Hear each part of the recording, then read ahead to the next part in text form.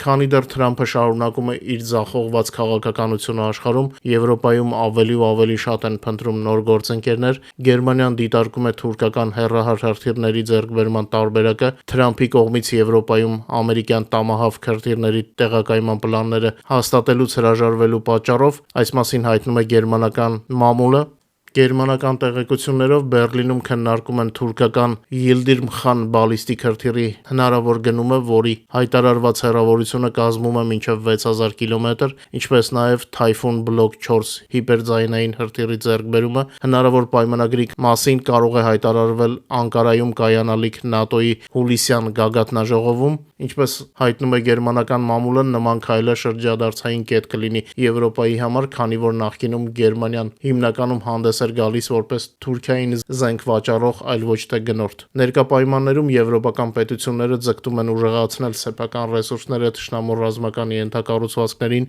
մեծ հեռավորության վրա հարվածներ հասցնելու համար, մտավախություն ունենալով Ռուսաստանի կողմից հնարավոր սպառնալիքի վերաբերյալ։ Բացի այդ, Գերմանիան հանդես է եկել Թուրքիայի Եվրոմիությանը անդամակցելու օգտին, Գերմանիայի իշխանությունները պատրաստ են աջակցել Եվրոմիության հետ Թուրքիայի հետագա մերձեցմանը, այս մասին հայտարարել է Գերմանիայի արտաքին գործերի նախարար Յոհան Վադեֆուլը Բեռլինում իր թուրք պաշտոնակից Հական Ֆիդանի հետ համատեղ մամուլի ասուլիսի ժամանակ։ Մեջբերեմ, եթե Թուրքիան ցանկանա անդամակցել Եվրոպական միությանը, ապա հանձինս Գերմանիայի նա կգտնի բարեկամական եւ հուսալի գործընկերոջ, ասել է Գերմանիայի ԱԳՆ ղեկավարը, միևնույն ժամանակ հավելելով, որ անդամակցության համար անհրաժեշտ է համապատասխանել բոլոր անհրաժեշտ չափանիշներին։ Վադեֆուլը լավ ազդանշան է անվանել եվրոպական համայնքի անդամ դառնալու Թուրքիայի ձգտումը։ Մեջբերեմ, մենք կողմ ենք, որ Թուրքիան որպես ՆԱՏՕ-ի կարևոր դաշնակից եւ Եվրոմիության կարևոր առևտրային գործընկեր հաշվի առնվի Եվրոպական միության պաշտպանական եւ արդյունաբերական քաղաքականության գործիքների ընդլայնման ժամանակ։ Միգուցե այս հայտարարությունը տարօրինակ թվա, բայց Եվրոպան Թուրքիային փորձում է պահել տեսադաշտում, հաշվի առնելով, որ Էրդողանը հավերժ չի, իսկ Եվրոմիությանը Թուրքիայի միանալը, եթե առաջին հայացքից տարօրինակ է թվում, ապա մի փոքր ուշադիր նայելով պարզ է դառնում, որ մեր հայկական հոգսն էլ է թեթևանալու։ Եթե ինչ-որ մեկը մոռացել է, հիշեցնեմ, որ Եվրոպան ճանաչում է հայոց ցեղասպանությունը եւ Եվրոմիությանը անդամակցելու ու համապատասխանության չափանիշներից մեկը Թուրքիայի համար հենց այդ հարցն է։ Ձևականորեն, այսպես կոչված Կոպենհագենյան չափանիշների մեջ, սա Եվրոմիության անդամակցության պաշտոնական պահանջների ցանկն է, ցեղասպանության մասին կետը ներառված չէ, սակայն Եվրոխորհրդարանը պաշտոնապես ֆիքսել է իր դիրքորոշումը, ցեղասպանության ճանաչումը քաղաքական նախապայման է Եվրոմիությանը Թուրքիայի անդամակցության համար։ Այսինքն, առանց այս քայլի Անկարային պարզապես չեն ընդունի Եվրոպական միություն, սա անհաղթահարելի քաղաքական պատնեշ է, որ այսօր գոյություն ունի, եւ մենք պետք է նույնպես հետեւողական լինենք, որպեսզի այս հարցը չշրջանցվի։ Թուրքիան, օրինակ, կարող է փորձել ճնշել Երևանին, որ մենք էլ մեր հերթին Եվրոպային թույլատրենք շրջանցել այս գործոնը, եւ եթե մենք ամուր լինենք, քարտերը մեր ձեռքում են միշտ լինելու, իսկ Եվրոմիությանը միացած Թուրքիան դա արդեն այլ չափանիշներով պետություն է, որի հետ Հայաստանը կարող է ավելի համարձակ քաղաքականություն վարել եւ ավելի լավ պաշտպանել իր շահերը։ Իհարկե, այդ ամենի համար Հայաստանում ամուր իշխանություններ են պետք։ Մտածեցի, քանի որ առիթ ունեցանք խոսել Թուրքիայի Եվրոմիություն մտնելու թեմայից, երևի արժի մի փոքր բացել Թուրքիայի Եվրոմիության անդամակցության թեման, որպեսզի ավելի հասկանալի լինի, թե որտեղ է մեր հայկական շահը, որովհետև մենք ամենից առաջ պետք է պաշտպանենք մեր շահը, մեր հայրենիքի Հայաստանի շահը։ Ես կողմնակից չեմ մեր պահանջներից ետ կանգնելուն, ես կողմնակից եմ մեր շահերը ցանկացած իրավիճակում պաշտպանելու տարբերակին, հաշվի առնելով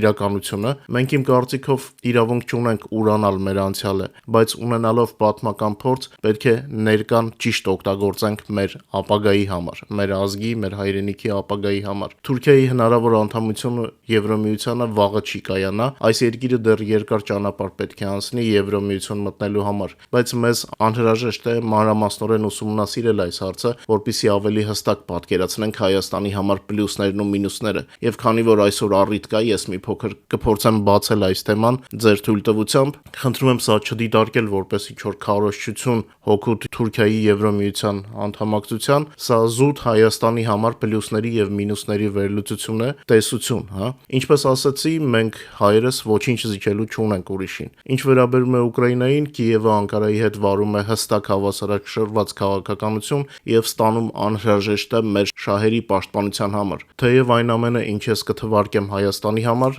շատ դեպքերում տարածվում է նաեւ Ուկրաինայի վրա։ Այսօր Թուրքիան հանդիսանալով Եվրոմիության անդամության թեկնածու վարում է ինքնուրույն եւ ագրեսիվ արտաքին քաղաքականություն, ինչը առավելապես զգում են հարևանները։ Մենք դա մեր մաշկի վրա ենք զգում Հայաստանի հետ սահմանի շրջափակման տեսքով, բախվում ենք Ադրբեջանին Թուրքիայի չափազանց աջակցությամբ, ցեղասպանության չճանաչմանը եւ այդպես շարունակ։ Իսկ Ուկրաինայի առնչությամբ թուրքական բիզնեսը օրինակ հաճախ Ռուսաստանից գնում է ուկրաինական օկուպացված տարածքներից գողացված արտադրանքը, գյուղատնտեսական բերքը։ Թուրքիայի անդամակցությունը Եվրոպական միությանը ավտոմատ կերպով նրանք կվերածի շատ ավելի կանխատեսելի համակարգային եւ իրավականորեն կապված հարևանի Հայաստանի եւ Ուկրաինայի համար։ Անկարան պարտավորված կլինի ենթարկվել վերազգային եվրոպական կանոններին, ինչը կբացառի կտրուկ ագրեսիվ քայլերը կամ տնտեսական շանտաժը։ Բացի ընդհանուր կանխատեսելիությունից, օրինակ Հայաստանը 5 հիմնարար աշխարհաքաղաքական եւ տնտեսական պլյուս կստանա Եվրոմիությանը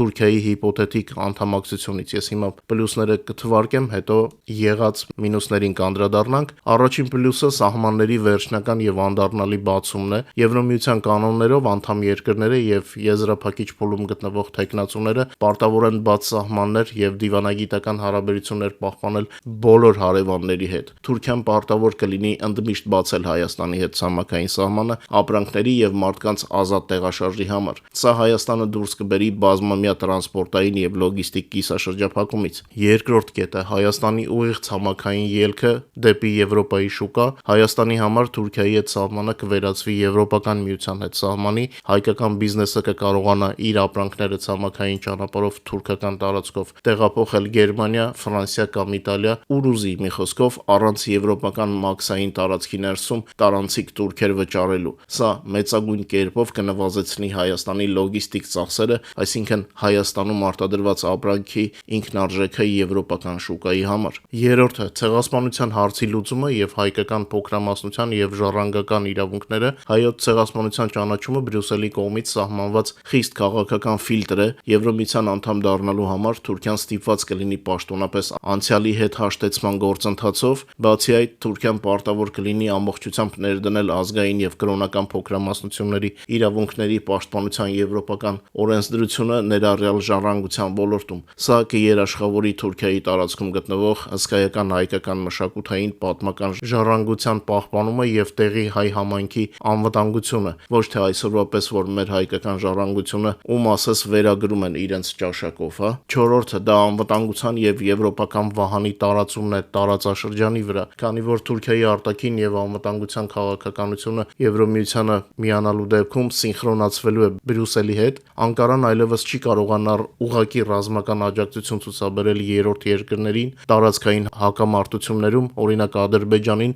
առանց Եվրոմիության խիստ թույլատվության։ Հարավային Կովկասում թուրքական բանակի մասնակցությամբ նոր էսկալացիայի ռիսկը կհասցվի նվազագույնի, քանի որ Բրյուսելը թույլ չի տա ռազմական արկածախնդրություն իր անդամի կողմից։ Հինգերորդը դա ընդհանուր դատաիրավական չափանիշներն են, եթե թուրքական պետական մարմինները կամ բիզնեսը խախտեն հայաստանցի քաղաքացիների կամ ընկերությունների իրավունքները, օրինակ սահմանային առևտրում, Հայաստանը եւ նրա քաղաքացիները կկարողանան դիմել եվրոպական իրավական մեխանիզմներին եւ դատարաններին։ Թուրքիան գտնվելու է մարդու իրավունքների եվրոպական դատարանի, ՄԻԵԴ-ի եւ Եվրոմիության այլ կարգավորողների իրավասության ներքո, ինչը կստիպի նրան խաղալ խստորեն միջազգային կանոններով։ Այնպես չէ, որ ուզելով, հա, իրենց շահից ելնելով ստիպված կլինեն։ Իսկ այսօր, երբ Թուրքիան Եվրոմիության անդամ չէ, նա մի կողմից ունի տնտեսական ու տեխնոլոգիական օգուտներ եւ մյուս կողմից չունի ոչ մի պարտավորություն Բրյուսելի առջև արտաքին քաղաքականության հարցում, ինչը վատ է անդրադառնում Թուրքիայի հարևանների վրա,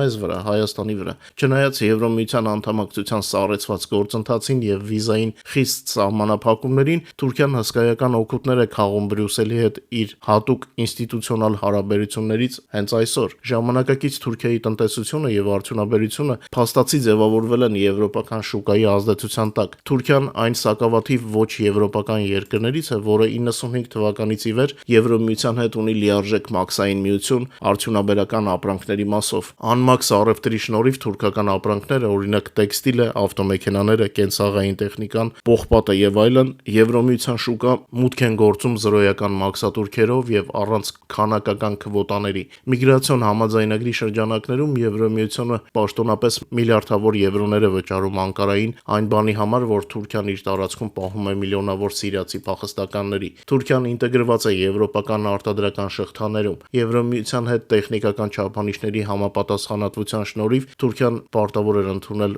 որակի եվրոպական ստանդարտները։ Եվրոպական խոշոր բիզնեսը Թուրքիան դիտարկում է որպես իր գլխավոր արտադրական հարթակը Եվրոմիության սահմաններից դուրս։ Ավտոմոբիլային հսկաները Renault, Fiat, Ford, Toyota-ն եւ կենցաղային տեխնիկա արտադրողները իրենց խոշորագույն գործարաններն են կառուցել Թուրքիայում պատրաստի արտադրանքը անխոչնդոտ Եվրոպա արտահանելու համար։ Եվրոպական միությունը բացարձակ առաջատարն է թուրքական տնտեսության մեջ ուղղակի օտարերկրյա ներդրումների ծավալով։ Թուրքիան այսօր հասանելիություն ունի Եվրոմիության գիտական եւ կրթական հիմնադրամներին, թեև Թուրքիան Եվրոմիության անդամ չէ, նա հանդիսանում է կարևորագույն համաեվրոպական դրամաշնորհային հարթակների լիիրավ մասնակից։ Օրինակ Erasmus Plus-ը հազարավոր թուրք ուսանողներ եւ դասախոսներ ամեն տարի Եվրոմիության բյուջեների հաշվին մեկնում են Եվրոպա ուսման կամ վերապատրաստման։ Կամ օրինակ Horizon Եվրոպան թուրք գիտնականները, համալսարաններն ու լաբորատորիաները ուղղակիորեն ֆինանսական դրամաշնորհներ են ստանում Եվրոմիությունից համատեղ գիտական եւ տեխնոլոգիական մշակումների համար։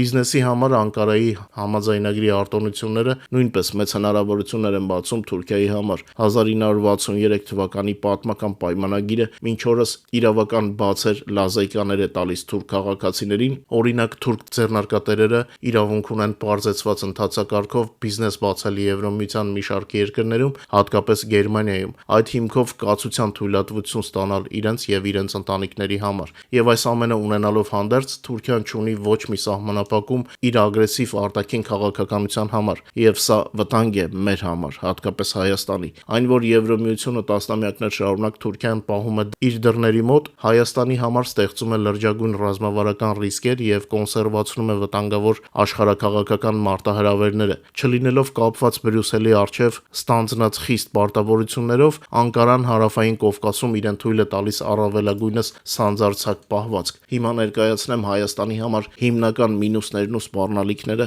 Թուրքիայի ներկայիս կախված կարգավիճակից։ Արտաքին քաղաքական ագրեսիվություն եւ անկանխատեսելիություն, սա առաջին կետն է, քանի որ Անկարան հասկանում է, որ Եվրոմիության անդամակցությունը իրեն տեսանելի ապագայում չի սպառնում, նա այլևս չի փորձում համապատասխանել խաղաղասիրության եվրոպական չափանիշներին։ Սա արձակում է Թուրքիայի ղեկավարության ձեռքերը, հատկապես Էրդողանի դեպքում, վարելու կոշտ նեոօսմանյան արտաքին քաղաքականություն։ Վառ օրինակը Ադրբեջանին ցուցադրվող ուղղակի եւ վճռորոշ ռազմական, տեխնիկական ու աշխարհաքաղաքական աջակցությունն է, որը Թուրքիան տրամադրում է առանց հետ նայելու Բրյուսելի կամ Փարիզի կողմից հնչող քննադատություններին եւ զսպվածության կոչերին։ Երկրորդ կետը դա փակ սահմանի օգտագործումն է որպես շանտաժի գործիք։ Թուրքիան շարունակում է միակողմանիորեն փակ պահել Հայաստանի հետ ցամաքային սահմանը 93 թվականից ի վեր, դրա լիարժեք բացումը շահկապելով Բաքվի քաղաքական պահանջների հետ։ Եթե Թուրքիան գտնվեր Եվրոմիությանը ինտեգրվելու առաջընթաց փուլում,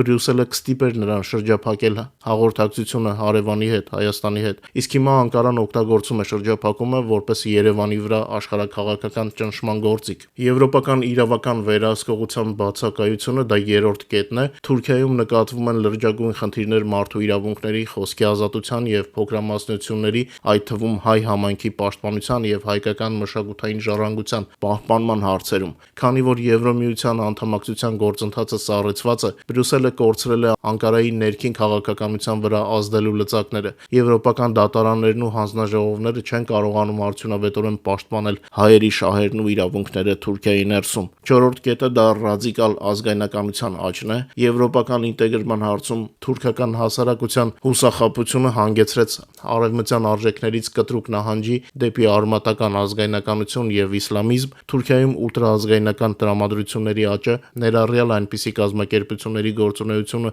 ինչպիսին է Գորշ գայլերը, ուղղակիորեն հարվածում է Հայաստանի անվտանգությանը, քանի որ այս գաղափարախոսության հիմքում ընկած է կոշտ հակահայկական դիսկուրսը։ 5-րդ կետը դա հարավային Կովկասի սուբյեկտայնության կորուստն է Եվրոմիության աչքերում, քանի դեռ Թուրքիան Եվրոմիության մաս չէ, եվրոպական կառույցները Հայաստանին եւ ընդհանրապես Կովկասը ընկալում են որպես ծայրամասում գտնվող հեռավոր անկայուն մոխրագույն գոտի, որտեղ հիմնական խաղաքարտերը խաղարկում են ոչ եվրոպական խաղացողները Ռուսաստանը, Թուրքիան, Իրանը։ Դրա պատճառով Հայաստանի համար շատ ավելի դժվար է իրական եվրոպական ներդրումներ ներգրավել եւ անվտանգության հաստատուն երաշխիքներ ստանալ Բրյուսելից, որը խուսափում է ուղղակի հակադրության մեջ մտնել անկախ եւ անկանխատեսելի Անկարայի հետ, նույն անկանխատեսելիությունից ելնելով։ Թե ինչպիսին են այսօրվա գործերը, եւս մեկ անգամ խնդրում եմ սա չհամարել ինչ-որ քարոզչություն, այլ միայն ռիսկերի եւ օգուտների վերլուծություն։ Մենք հայ ենք, մենք երբեք չենք մոռանա Թուրքիային ուղղված մեր պահանջները, իսկ դրանց իրագործման հեռանկարները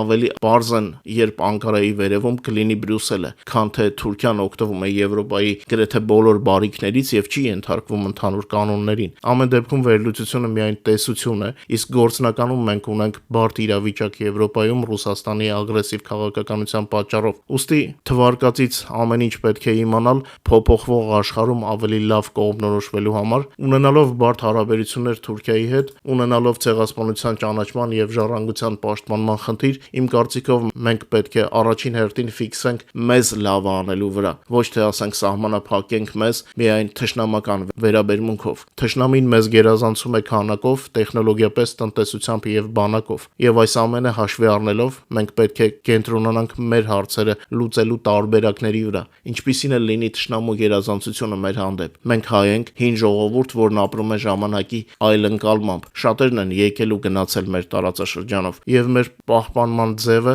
դա մեր աշխարհի ադապտացիան է ժամանակակից պայմաններին։ Եթե ճիշտ կողմնորոշվենք, կպահպանվենք եւ կպաշտպանենք մեր շահերը։ Իսկ մեր շահերը այսօր համընկնում են Բրյուսելի շահերի հետ, որը իր ազդեցությամբ Թուրքիայի վրա կարող է օգնել մեր հայրենիքի բարգավաճմանը։ Ես ինչու ուզեցա մի փոքր բացել մարտահրավերներն ու հնարավորությունները Թուրքիայի Եվրոմիության հետ հարաբերությունների առումով, որովհետև տեսնում եմ, որ նախընտրական պայքարում Հայաստանում որոշ ուժեր շարունակում են դեմագոգիայով մարդկանց մոլորեցնել։ Մենք պետք է ֆիքսենք, թշնամուն միայն անիծելով նրան չես հաղթի։ Թշնամուն պետք է ճիշտ գնահատել եւ օգտագործել եղած բոլոր հնարավորությունները մեր հայկական շահը մաքսիմալ պաշտպանելու համար։ Եվ եթե Թուրքիան ուզում է մտնել Եվրոմիություն, ապա մենք պետք է լավ հասկանանք, թե մենք ինչ կքաղենք դրանից, այլ ոչ թե քաղաքական դիվանչիների պես միայն պիտակներ կպցնենք։ Այն ժամանակը, որ մենք կորցրել ենք Ռուսաստանի իմպերիալիստական քաղաքականության պատճառով, պետք է փորձենք արագ ետ բերել